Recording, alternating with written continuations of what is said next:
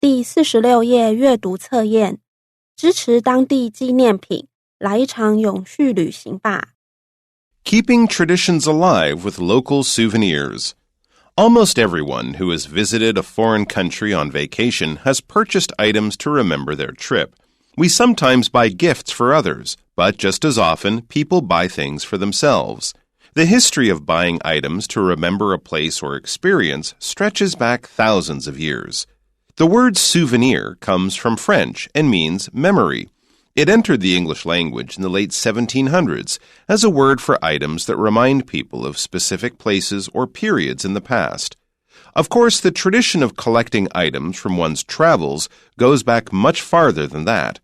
Many wealthy travelers in the ancient world, whether from Egypt, Greece, or China, would collect unique and exotic items to share stories and impress people back home.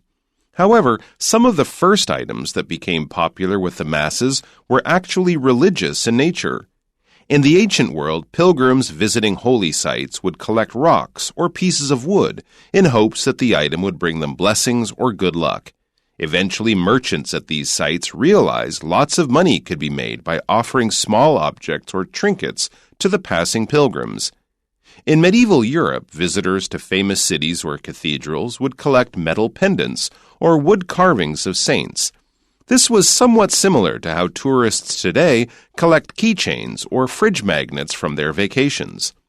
As industrialization changed society in the late 1800s and early 1900s, travel became increasingly accessible to greater numbers of people.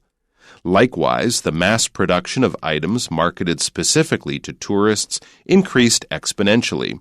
While it's wonderful to have a special item that reminds you of a pleasant trip, unfortunately, the rise in consumer tourism has created a few problems.